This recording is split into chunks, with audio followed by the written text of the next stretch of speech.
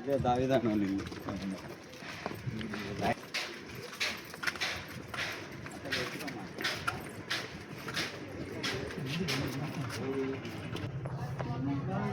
బాగుంటారమ్మా.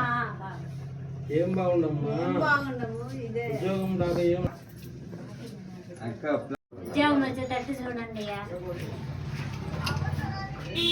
ఉద్యోగం వచ్చేటట్టు చూడండి నాయన. మేము చచ్చిపోతే గాని మాకు ఉద్యోగాలు ఇచ్చేటట్టు లేరు. ఎన్ని రోజులు మా నాయన చనిపోయి 4 సంవత్సరాలు అవుతుంది. మాకు ఇంతవరకు పని రాలేదు. అమ్మ చూడకపోతే ఆరోగ్యం బాగడం లేదు. నేను బదులుగా పనికి పోతున్న అమ్మ ఇళ్లలో పనికి పోతుంది. ఇంటి వాడిగా కట్టుకోలేకపోతున్నాం. అప్పు ఉంది 6 లక్షలు, అది వడ్డీలు అవి కట్టుకోలేక ఇబ్బందిగా ఉంది. మాకు పని వచ్చేటట్టు చూడండి, పని వచ్చేటట్టు చూడండి. లేదంటే మేము ఏదో ఒకటి చేసుకొని చచ్చిపోతాం. కౌన్సిలర్ కానీ కలెక్టర్ కానీ.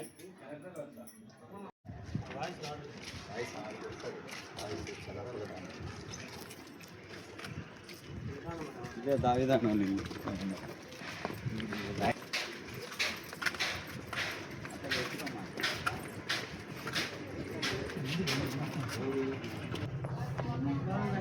బాగుంటారమ్మా. ఏం బాగుండమ్మా, ఉద్యోగం రాక ఏం ప్లాన్ వచ్చేసి workers and employees union federation CITU అనుబంధం ఆధ్వర్యంలో ఆప్కాస్లో పనిచేస్తూ చనిపోయినటువంటి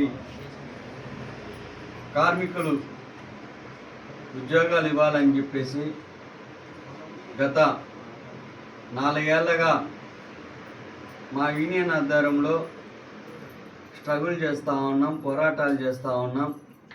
ఈ పోరాటాలకు చేసినప్పుడల్లా స్పందిస్తున్న కమిషనరు, అధికారులు, పాలకవర్గం స్పందించినట్టే స్పందించి ఎప్పటికప్పుడు ఆ సమస్యను పరిష్కరించకుండా వెనక్కి నెట్టివేసే ప్రయత్నం చేస్తూ ఉన్నారు.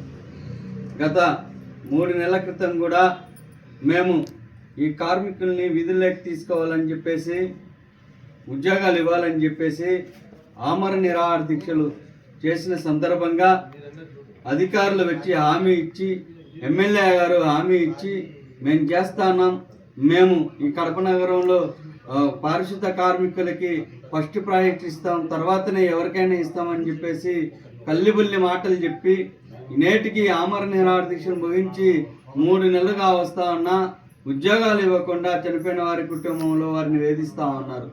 ఈరోజు దావీదు గారి ఇంటికి, కీర్తిశేషులు దావీదు ఇంటికి వచ్చి మేము చూస్తే వారిని పరామర్శిస్తూ ఉంటే కన్నీళ్లు తిరుగుతూ ఉన్నాయి, కన్నీళ్లు కడుపులోంచి వస్తూ ఉన్నాయి.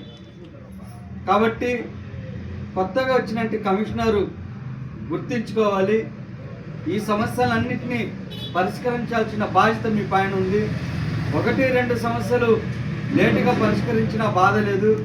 దాదాపు కడప నగరంలో ఆప్కాస్లో పనిచేస్తూ నేటికి దాదాపు 16 మంది చనిపోయి ఉన్నారు.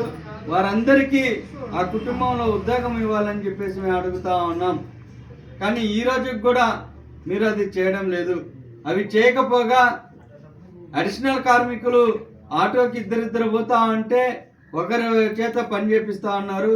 మీరు 3 ట్రిప్పులు కొట్టండి, మిమ్మల్ని ఆప్కాసులో కలుపుతాం, మీరు 3 ట్రిప్పులు కొట్టండి, మీ వేతనం 15,000 పెంచుతాం, మీరు 3 ట్రిప్పులు పెంచండి, మీకు కిరీటాలు పెడతామని చెప్పేసి రెచ్చగొట్టి మరి మసిపూసి మారేడుగా చేసి వారి చేత పని చేపించే పద్ధతి మానుకొని మేము అడుగుతున్నట్టు ప్రధానమైన డిమాండ్, మేము అడుగుతున్నా అంటే చాలా కీలకమైన డిమాండ్, ఈ కుటుంబాలు కడుపు గాలి రోడ్డు మీద వెళ్తానే ఈరోజు పార్టీ పని చేసుకున్న కనీసం వారికి 3,000 రూపాయలు కూడా రావడం లేదు. 6 నెలలైంది ఇంటికి కరెంటు బిల్లు కట్టుకోలేక వాళ్ళు ఇబ్బంది పడతా ఉన్నారు. ఈ పార్టీ ఇంటికి కరెంటు బిల్లులు, ఇంటి అద్దెలు కట్టలేక అవస్థ పడతా ఉన్నారు. కమిషనర్ గారు గుర్తించుకోవాలి, అడిషనల్ కమిషనర్ గారు మీరు ప్రత్యేకించి గుర్తుపెట్టుకోవాలి. ఈ కార్మికుల కోసం మేము ఉన్నామని చెప్పేసి ఆ రోజు మా చేత దీక్షలు విరింపజేసిన వ్యక్తివి నువ్వు. ఈ రోజు నువ్వు ముఖం చాటేయడం కరెక్ట్ కాదు. ఈ ఉద్యోగాలు అడిగితే ఇంకొక రకంగా మాట్లాడటం కరెక్ట్ కాదు. కాబట్టి మీరు చర్య తీసుకొని ఏం చేయాలో చేయండి.